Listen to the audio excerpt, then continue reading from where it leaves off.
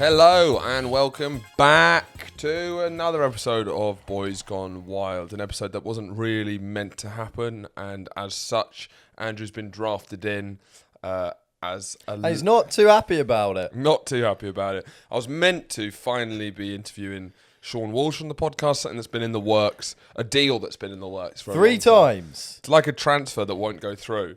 3 separate occasions But of then Sean at Walsh. 3 in the morning, Sean cancelled and rescheduled to tomorrow. Andrew was out at 3 in the morning. Because Andrew thought he didn't have to do a long day on Wednesday. But he does now. And I'm very tired. I'm slightly hungover. It's been a tough journey to get here, but we're here and we're going to make the best of it. Andrew messaged me yesterday saying, what time's the podcast? And I said, actually, you can have a week off. I'm interviewing Sean Walsh finally. And with glee, you ran off and went down to the pint shop and bought yourself a handful of pints. A barrel of pints, a basket full of pints. Because that is the problem, is that I do get a lot of guilt whenever I seem to have if you ever have like big guests on, it's always they're doing you a favour by getting you on, so they can cancel last minute, and that's just the way it is. Every single time I've told Andrew that I've got a guest on, he's not there. He's got fucked on a Tuesday. Every single time. He's just chosen, and now he's lying on the floor. If you're not looking on the video, Andrew is completely vertical right now because his mental state, because he did not have 2 pints, he probably didn't have 3, he probably had over 4 pints. Over 4 perhaps.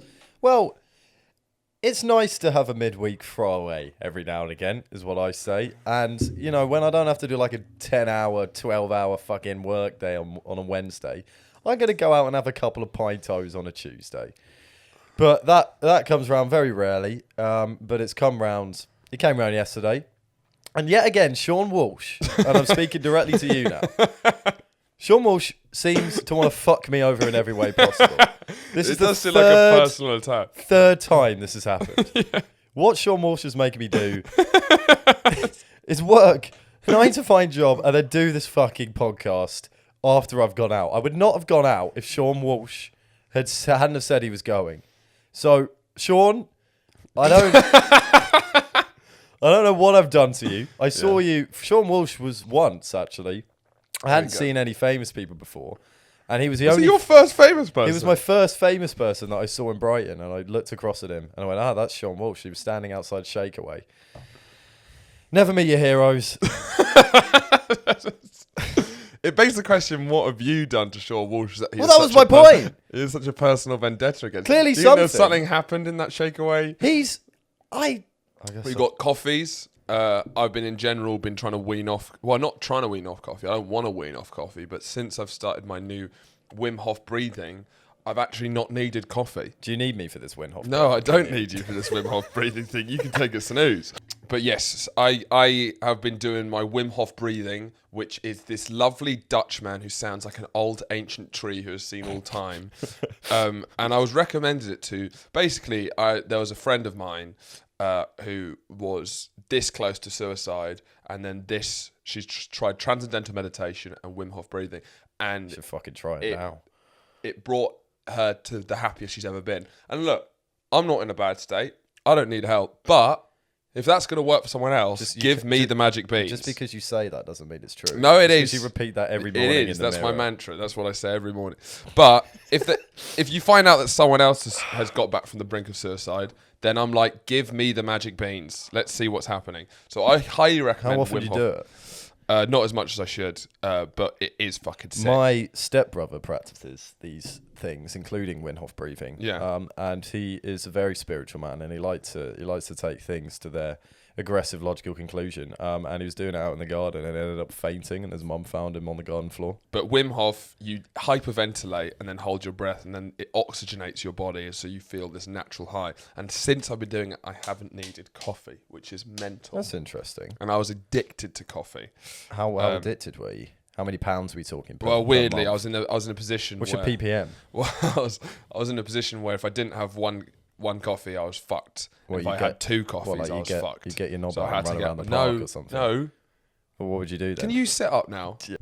Wait, so you do it every morning? No, you're meant to. I only do it sometimes, but the effects, it reminds you that breathing's like the most important thing, and it's actually very unpretentious as well. It's quite because he's like the Iceman, so he goes he's set world records for like how cold a place. Can you do an impression of him?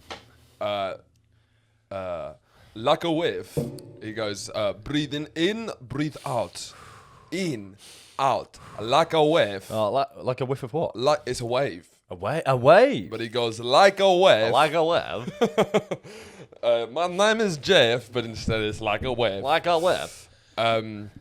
And all of this stuff I find, because my dad's obviously very pseudo-spiritual, so I find a lot of it incredibly tedious. But this stuff bangs, because it's just like a practical thing that just gets you sorted. So I highly recommend Wim Hof.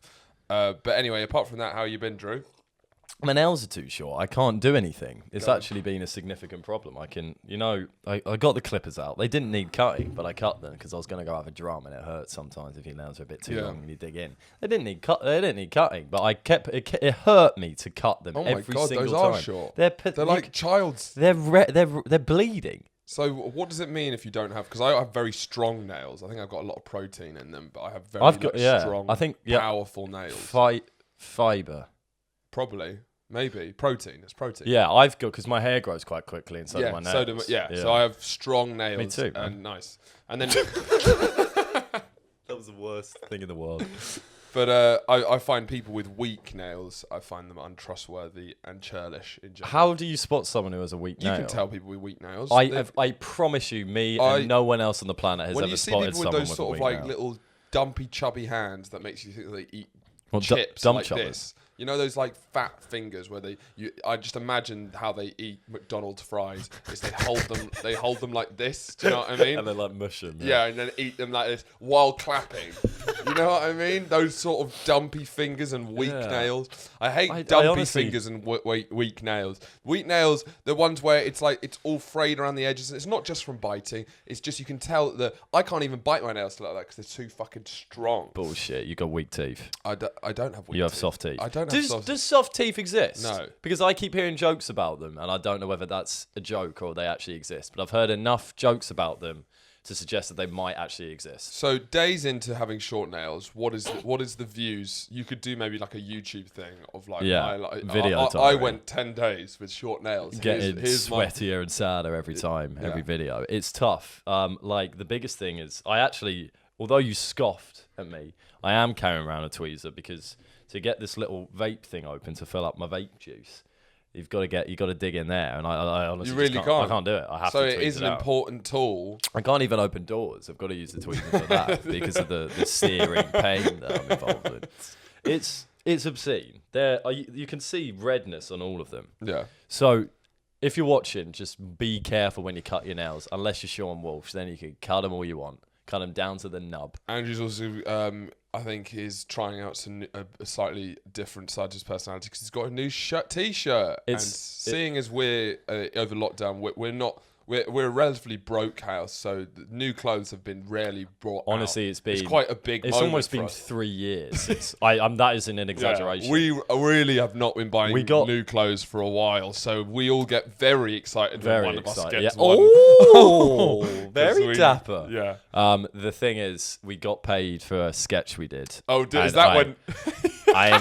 I immediately bought some pants and socks. Because they were honestly direly needed. No, yeah, I need the new pants buy. The pants is that's like a real functional one where you feel like a real adult when you have to reset when you buy it. They're fucking expensive. Are they? It's dumb how you can't just get like a 10-pack of shit boxes for like £3. No. How much are you spending on the boxes? I think I got a 3-pack and I think it was like £8, £10. Oh, that's not too bad. That's terrible. When I buy boxes, I want to buy like 20. I want it to get me through the next 10 years. I don't want to be buying 3 because they're like nicer. Yeah. But yeah, so I bought some pants and socks immediately. It felt like I had to have a second job in order to buy pants and socks. But your side hustle's getting you the pants and socks. I'm actually wearing them right now. Oh, nice. They seem... they're already dirty. Yeah, they will collapse very soon. They will. The Crocs aren't the most... don't preserve socks very well. Don't you worry about it. And Andrew's new T-shirt is very smart, and he looks like he's in the Goiter video for somebody who I used to know. Oh yeah, you know that's that's literally you look like the backdrop. I've always wanted to look like a backdrop. His face is painted to look like it. That's very much the aesthetic you've been. Well, the great thing about this is that it's actually a towel. Like it's made of towel material. Trashy, some people would say. Trashy. Cheap, isn't it? It's quite cheap material. What the fuck is wrong with you, Is it made in Taiwan? I thought we meant to big each other up. Is it made in Taiwan? Where's it made? I didn't look on the fucking label. What sweatshop made this? ASOS. Yeah, so made in Turkey. All right, that's slightly, Turkish are known for their lovely loincloths. I don't think they are known for their lovely loincloths. Yeah, okay. Well, that's gonna after a few washes. Your T-shirt looks shit. Yeah, it is a shit T-shirt. We don't have much money. That's nicer fucking material. Yeah, can you subscribe to the Patreon? For fuck's sake, man. We need pants and I need socks. This is not. I want to quit my job. We're constantly being told about privilege. We need pants and socks at the moment. It's getting dire out here, man. I've been cut. That was an act of self-harm, I think, yesterday, just because of not having enough Patreons. Yeah. But no, the good thing about this T-shirt, one of many good things about this T-shirt, is the towel nature, because I wore it out when there was a chance of rain. Was I worried about the rain? Heck no. I'm wearing a towel. It's everyone knows that towels self-dry. Did you find that what happened? Didn't rain. Well, I thought it was raining. That's where you can judge it by. No, I'm looking forward to a rainy day. I feel the reason you'd want it is if you've got it in your bag and it's like... And you could use it as a towel. No, you could use it... You just put it on and it's the towel T-shirt that does the two things. Stylishly dries. Yeah. Dry with style. Well, you can get... That's a new thing for, kids, I think. I haven't seen an adult wear one yet. Yeah. But, at the beach, you get those, towel... Yeah, the towel things. They look fucking great. They look great, yeah. Were you a kind of guy who wore... I bet sea shoes, water shoes. You absolutely were, and you're a liar if you say you didn't. You can't have that face without not wearing shoes. You look so much more ridiculous when you were younger as well. No. I bet you, if I message your mum, she will send me a picture in 10 seconds. My mum has sea shoes, and I have tried sea shoes on, and I like just them as an experiment, was it? Oh, I might have used sea shoes when I was going rock pooling, when I was looking for crabs in rock pools. Is there anything lamer than looking for crabs? Like crabbing? Getting crabs? No, because that's quite hardcore. No, that's quite... Well, you mean you've had sex, I guess, yeah. So there's two types of people in the world. There's people who get crabs and people who look for crabs. Yeah, there's something about, bouldering, because I was watching the climbing on the Olympics. It's just lame. It's a real shame. It's a real shame because they do some cool stuff, but it's just climbing's lame. Yeah, when you meet adults who their kind of side major hobby is climbing, they've all got incredible bodies. Climbing seems to work you out in the sexiest way. Climbing and swimming gives you... Climbing and swimming gives you the... I'm just trying to tweezer his coffee cup. Not to much avail. I bet I could do it, but I don't want to break everything. Yeah. Climbing and swimming, I think, give you the best, sexiest bods. Because you don't want to be too muscly. And you don't want it to be... you don't want to look too much like an athlete, because then you don't look like a person. Do you know what I mean? Yeah. You can be top heavy, And there's people who are incredibly fit, and then you've got the runners' bodies that they seem too rawly fit. You could tell that they've got a lot of muscle, but it seems a bit too. But you still feel you could just push them over. Yeah, it's not porny enough. Do you know what I mean? Yeah, you need to get some sex in there. Yeah, exactly. Yeah, a bit of bow chicka. Wow. But we wanted to start talking about the Olympics, but sadly it's sort of all we've done. Really. Well, have we finished on crabbing? We haven't finished on crabbing. Do you have anything to add on the crabbing situation? This is what you do this sometimes. You just completely, with no fucking clue what you're going to say next. You'll just barrel in. So what do you have to say about crabbing? I just feel like there's more there. Go on. Maybe there's not. No, I don't think there was. Maybe there isn't. But we would know, because I just want to finish on the sea shoes. Sure. I guess all I can say is I still can't believe that you don't wear them. However, I have worn them once. They're great. They're horrible. You just get sand in them. No. Well, if you're on the southern coast near Brighton and you're going into the sea, it's very rocky and it's very painful on one's feet. So they're actually pretty handy in the big ones. My mother, who doesn't much, has a pair, and I was very jealous. Stop talking about your fucking mum? I will now. Anyway, actually, someone said to me in all seriousness the other day, you know Bank? The station. Yeah. It's a very big station. You have to walk a long way to get from one line to the other or to get out. Fine. Basically 2 different stations. My friend Adam, who shall not be named, said, in all earnestness, he looked me dead betwixt the eyes whilst we were on the tube, and he went, do you know 3 people go missing in Bank a year? In the station. Where's he reading this? I have no I don't think he has idea. he doesn't have a connection to the internet or a phone, so I don't know where he's getting this. I don't. I think he's just read it on a wall somewhere. Yeah. It's like a piece of... 3 people go missing. I love the idea that there are like... Well, let's say this started 10 years ago. There's 30 people in Bank still lost. From 10 years. They're still in Bank Station wandering around. Do you think, so you're implying that they haven't been kidnapped? They're still in the station. Because otherwise the fact doesn't make sense. Because then that's just someone got kidnapped. It'll be 3 people get kidnapped from Bank Station. Well, I'm sure that's probably year. what it was. Is 3 people went missing in Bank Station, not lost. I think probably. But then who gives a shit about that? Because then it's got nothing to do with it. They could he be was saying lost. because it was so big. No, there are 3. We need more awareness for the missing people that are still lost. He wasn't. He's saying, a freak. He wasn't saying that 3 people. 3 people go missing in Bank. That's what he said. Missing. 3 people go missing. Is different. Yeah. Missing. Go missing in Bank Station. It implies they're still there. It implies they're still there. Madeleine McCann went missing in Portugal. It doesn't imply she's still there. When he was using it, and when he used it in this way, when he's saying Bank Station's really big, it's a fucking. He was like, it's a fucking nightmare. You know, 3 people go missing in it every year. That implication is that they are still in the station. But then that number of people wandering around going, is it the same? You'd think that would grow to be like a group of about 100 people. We got another one, guys.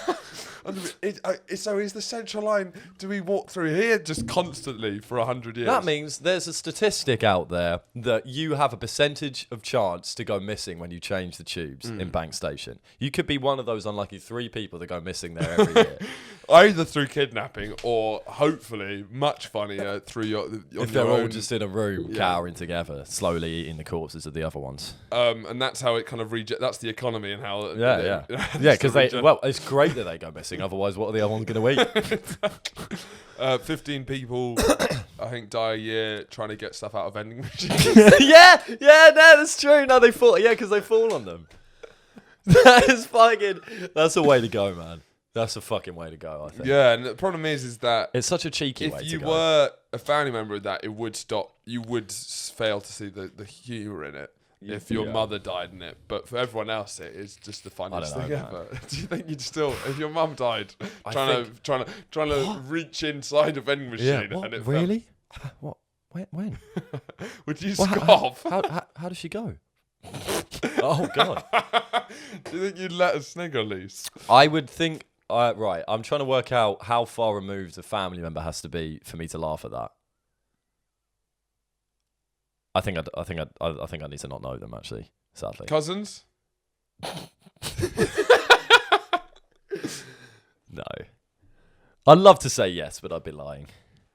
You got a lot of cousins, though. True. You got like 28. Oh, you think one of the Kerwins? Yeah, I think obviously. There's a few I really don't know. He's got Irish family, so I've got 20 cousins. Rabbits, 20 cousins on that side, I think. 18 yeah, one of them. It would be you'd be finding that funny if one of them went that way. I don't know, it's still Kerwin blood shed. It's true that every blood drop is a drop wasted.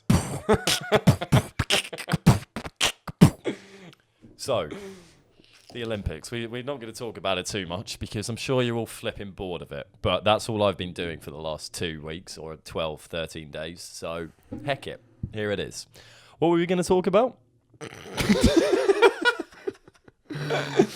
We were going to talk about... We were very... I don't know if you guys are as miffed as us about the age of the skateboarders. This is something that's actually really...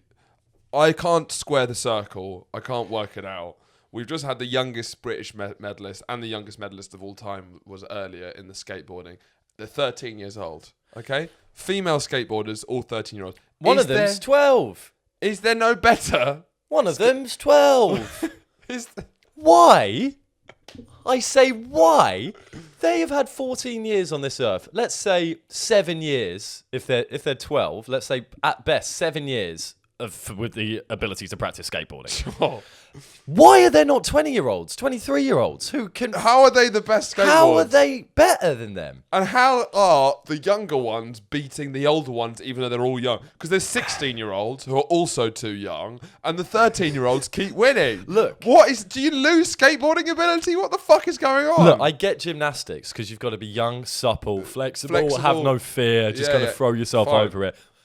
Skateboarding? What the fuck? Why are there not? You could still do it when you're 30. Tony Hawk. He's still Hawk. fucking sliding about. Why is it only 13-year-olds who are good at it? I don't There's no rational physical reason why they are the best. And it's almost like a clear tactic that every team has taken by getting someone under the age of 15. It's like just how you do well at the skateboarding event. Do you think because I also think it's a bit fucked up for them because I think all their lives, if you win a gold medal at 13, your life's fucked. Your life's fucked. Genuinely, it's fucked. Yeah. That's not a success. Well, especially given that in 4 years, you're going to be too old to compete in the next exactly. one. They'll kick you straight out. Also, that's the thing with the Olympics because, I mean, unless you're become quite famous from it or et cetera, you don't really get paid. No. It's an amateur thing. You get funded. So then people... 14-year-olds are going to then be too old when they're 17 to compete in the next Olympics. Ancient. So then they're going to have to get a day job. Yeah, exactly. And they'll just be wearing their gold medal at Tesco's. Yeah. Well, the other thing I've been thinking about the Olympics, and I've been thinking many things about the Olympics, is sure, we reward everyone who wins. That's great. There needs to be more punishment for the people that come last. Yeah. And I'm thinking... So if someone that comes last in the 1,500 metres, they get slimed or something. I think we need to bring back a Nickelodeon-style sliming. I think there should be a different punishment for each event. Yeah, just because it'll make it more interesting. And I think just ways to... When the Olympics started, it was a lot of novelty. It was like, fuck, the Olympics has been for ages. And it was like, now it feels like, because it's on every day, it's like, oh, this is just what life is. This is every day of my life. It's gymnastics. It's going to be Olympic. Yeah. It's going to be a selection of sports. That's just what's on TV every day. All the time. Because we're not watching anything else on TV. I genuinely haven't watched anything other than sport for the last 2 months. So it just feels like that's just what is existence. That's just life. It doesn't have any sort of... Can you imagine if the Olympics went on forever? Can you think of anything worse? Just constant competition. It was just like oh my God. And they just keep adding to this huge medal table. Just this endless medal. China on 1 million. Or something. Jesus Christ, yeah. Yes, so I think punishments would make it...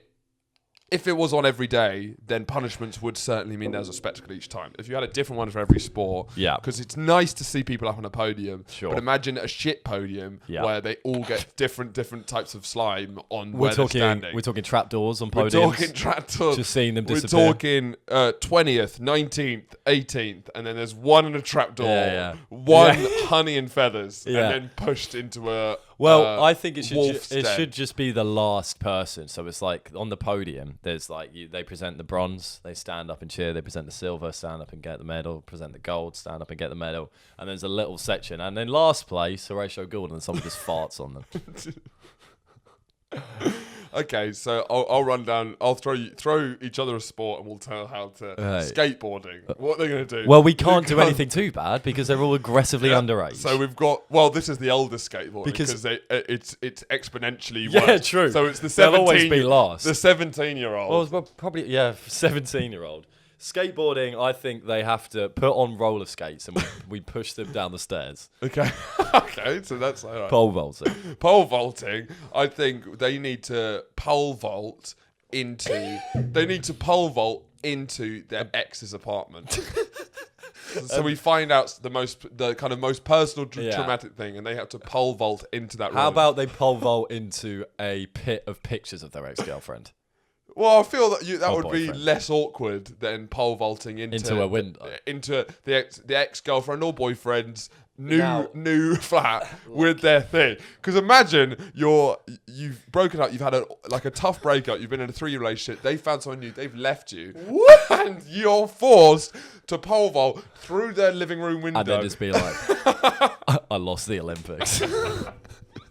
That would be a good punishment. Sorry, I lost the Olympics. Okay, so my climbing. problem with this is I come to this podcast and life in general with serious suggestions of things to happen. We could feasibly slime someone. We could push someone down the stairs and roller skates. You bring up pole vaulting into an ex-girlfriend's house. I'm trying to make it more creative. I want to make it practically achievable. Climbing. They have to climb on a wall that is purely made of their own hair. What? No, that's a terrible one. Try again.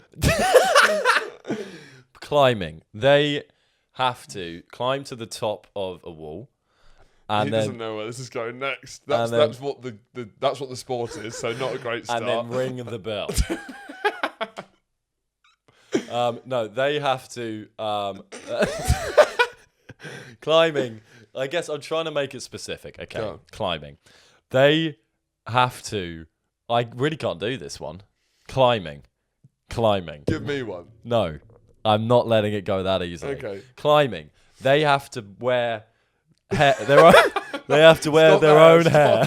They have to wear gloves made of their own hair. No, stop there.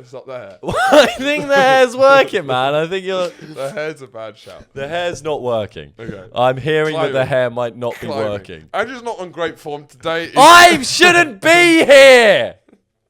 Fuck you, Sean. Climbing. There's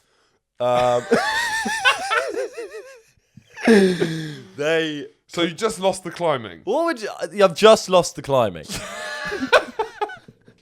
And what are you gonna do? You've just lost the climbing. I've just lost the climbing, and as an adequate punishment, all I can think about is their own hair. Stop with the hair. They've Right, moving on. Matt Damon's been in the news again, and it's always fun when Matt Damon's in the news again. It's always great. Because Matt Damon somehow always seems to enter the news in quite a funny way. I like him as an actor personally. I think he is one of the most natural on-screen laughs as seen in Saving Private Ryan and Good Will Hunting. I think he has a nice face, and I think he did very well in the Bourne trilogy to be violent but very vulnerable. If you love him so much, why don't you marry him? I won't. I shan't be marrying him. What was that?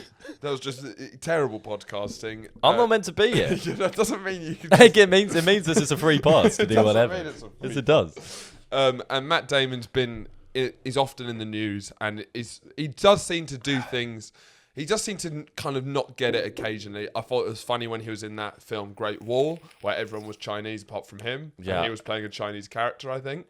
I read something about, I read an article about him saying, I realised when we started shooting that it was going to be a bad idea. But again, I think it was like a few days into shooting. Yeah. Like, you should have looked at the cast and realised it was going to be a bad idea, pal. But the story about Matt Damon is that he recently come out and said that his daughter has helped him see that maybe you shouldn't use the F word when talking about homosexuals. What's great is that all the articles have said are just like, some of them said the F word, but some of them just said like, Ben Affleck's daughter told him not to use a homophobic slur. So I was like, what do you reckon he's saying? Ponce?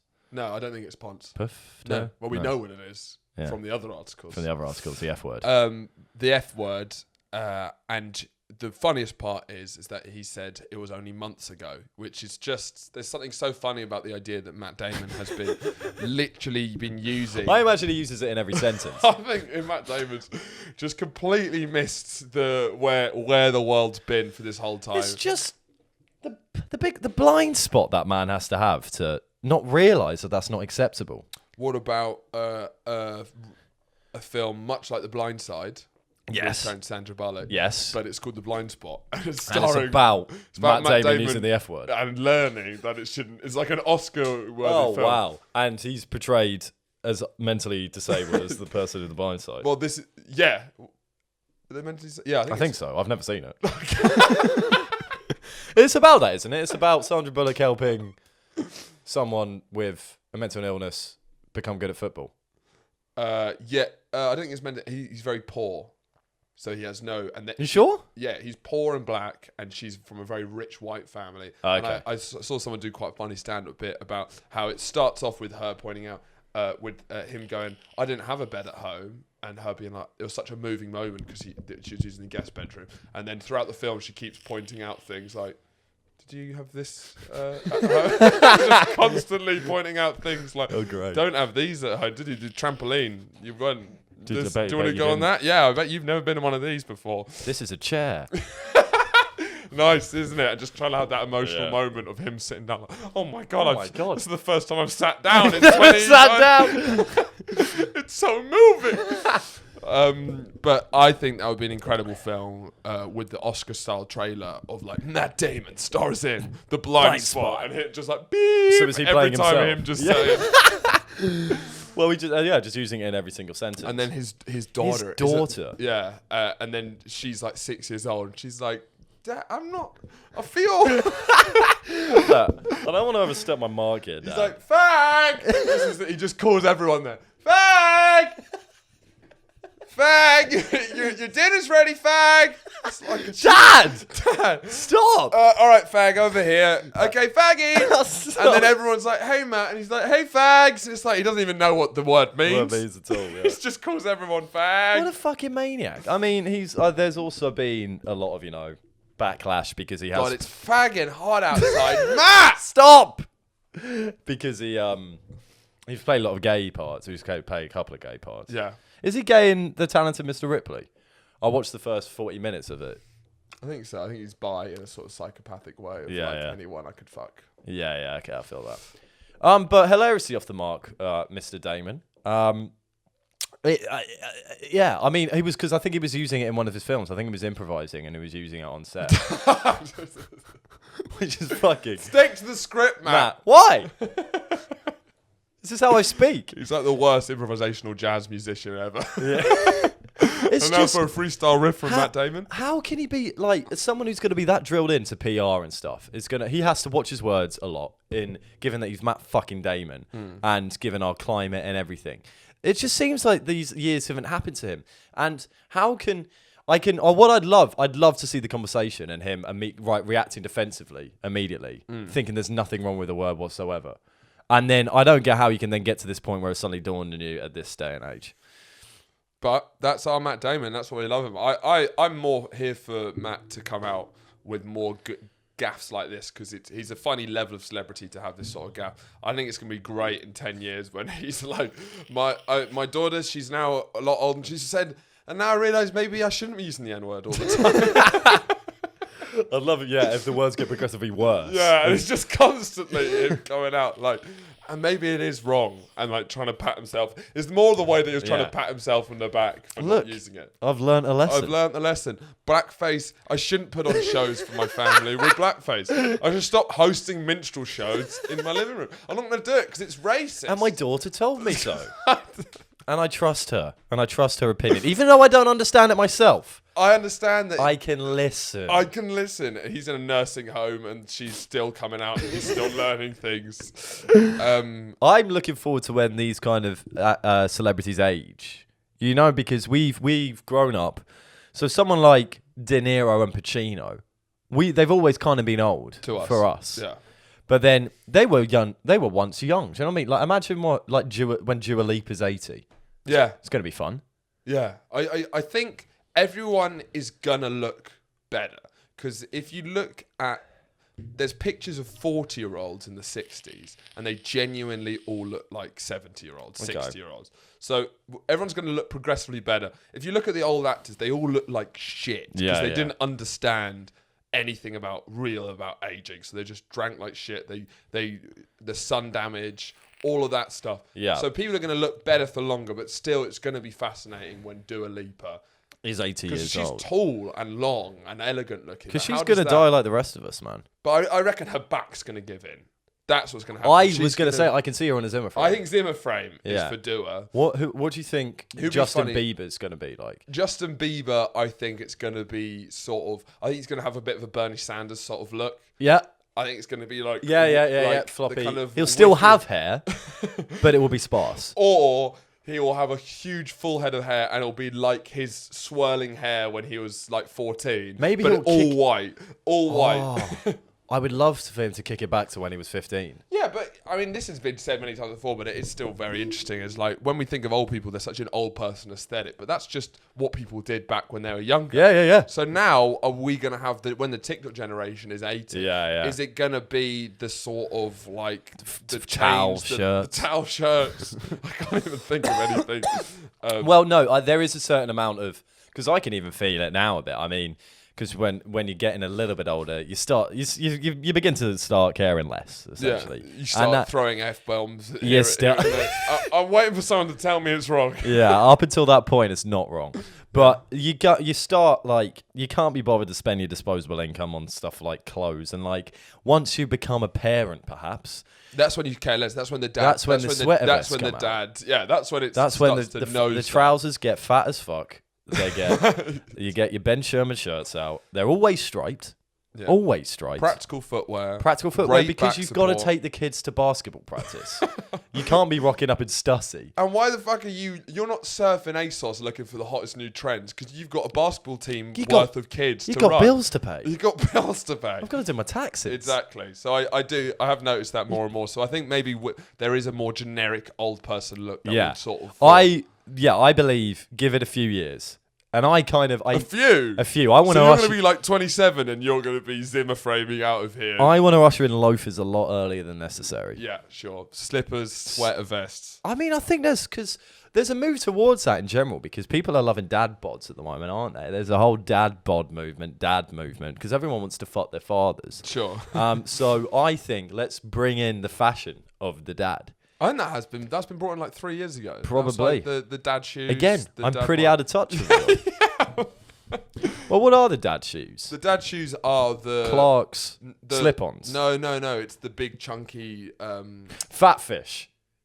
Fat Fish is is the most iconic dad brand I've ever seen. My uncle Andy is the biggest proponent of I Fat can Fish. so see that. He wears a lot of... Dad's a big fat fisher. He used to be. Before we got remarried. It is a funny type of branding that does speak to dads as well. It's just like a little bit funny. A little bit silly. It's a little bit silly. Oh my God, imagine Fat Fish.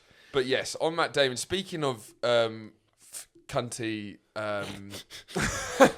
Hollywood actors, Tom Hiddleston is who I was once asked at university by my film professor, who's my least favourite actor. And off the top of my head, without even thinking, I said Tom Hiddleston. And I stand by it years later. I think he might be my least favourite of all Hollywood stars. Smarm Central. Smart. He's so smart. But then I kind of love to hate him, so I don't want him to go. So I guess maybe he isn't my least favourite in the sense that I do dislike him muchly, but I do enjoy watching how much I hate him. You love to hate him, in other words. I think there's he's sort of the worst type of British actor. There's great British actors who do a great job, but he's sort of like there's a kind of unique smugness of a certain brand of British actors who just every scene he's got this smugness like it's the greatest thing ever. Exactly. And that no more clearer than in Kong Skull Island. But what I've realised about him, the most likeable trait about Tom Hiddleston, though he clearly loves it more than anyone there. Yeah, absolutely. And also, Tom Hiddleston is never above any role he does. Yep. And you can't say that about a lot of actors. During Kong Skull Island, when you saw John C. Reilly, when you saw Samuel L. Jackson, they were running to the astonishing cast. They were running to the bank and they were above it. They looked down on it. They realised they didn't want to be there. Even Brie Larson looked down on it. Brie Larson looked hella down. Tom Hiddleston, John Goodman was in between. Tom Hiddleston thought he was making Apocalypse Now. He really fucking did. The way that Tom Hiddleston was acting. That's so true. And that's the one likeable thing about him, is that he gives 110% to every role. Doesn't matter what he's doing. He's got the hair. He's never above anything he does. He's running. He's like, let's do another take. But then maybe I can jump like this. So I can do it better. You know, it's so true. But the thing is, it's not for a passion for film. It's because I just think he's so narcissistic that he thinks everything he's in is going to be the best thing in the world. It's a deep narcissism, but it's certainly the most likable trait. And I've been watching... You love to watch it. I've been watching Loki, And I don't like Marvel For all films. you kids out there, that's Loki, not LOW space KEY. Thank you for I'm wearing a educating towel me. t-shirt. And I'm not a big fan of Marvel films. I thought the first half of the Iron Man was the best of the Marvel. It was a genuinely great part of a film, and that was the You should do beginning. film reviews. It was the beginning of the MCU, Yeah. and it's the best MCU ever got. Yeah, I Was think the they first just. half of Iron Man. I reckon they decided to make how many? If they've made what, 20 films or something? 35. 30 films. I reckon they signed a contract to make those 35 films when they just finished half of that Iron Man, and then it's gone. and then realised that it's all gone to shit. But they are with the new kind of. They're doing a lot of new series, these kind of mini series, and they are like pushing the boat out, and they're finally investing a lot in writing. So Loki's actually Loki was my least favorite character in all the Avengers. I didn't because it was Tom Hiddleston. I just haven't fucking seen him. Have you seen the Avengers? The first Avengers? I haven't seen any of them. Thor? No. So you haven't seen any of them? No, I'm really bad. I haven't seen. I think I saw Iron Man. We watched Infinity War. Did we? Yeah. Is that Captain America? I haven't watched Infinity War. We watched one of the Avengers. Yeah, we did. Where? When? In Leamington, we watched one of them. It was a In the really cinema? bad one. It was a really bad one. I thought Endgame was all right, but Infinity War was absolute garbage.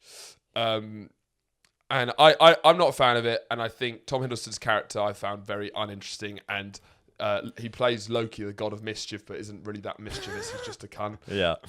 And I didn't like how much he kind of got defeated in the first film he was in. I was Yeah. like, okay, that's fine. And then he kept reappearing, and they kept having to defeat him. And I was like, you're really flogging a dead horse. Yeah. Then I found out they're doing a miniseries about him. I was like, he's the last person I want to make a miniseries about. But it's fucking quite fascinating what they've done. Yeah. It's like a live action Rick and Morty where it's one of the most bonkers things ever. And it's like this really weird psychedelic experience where it's like completely... Because they keep flipping... Everything needs to get bigger and bigger, which is what's mental about the MCU. Yeah. Is you'll have like the big baddie sitting with the chair who you don't see. Yeah, and he's yeah. like, I'm the king of the world. And be like, we got to defeat the king of the world. And then the next film would be like, oh, the king of the world? That means nothing. What about the king of the universe? It's, Yeah. oh my God, the king of the universe. But the king of that's the quite universe, fun. then you find out the king of the universe is controlled by, this is not in the Loki. This is what the whole of the MCU, they keep having to okay, top yeah. themselves. Yeah, 'Cause yeah, yeah. That Every makes sense. big film, they're like, we need to defeat the biggest. You thought that was big. Yeah. Wait till you see this. And then it's like,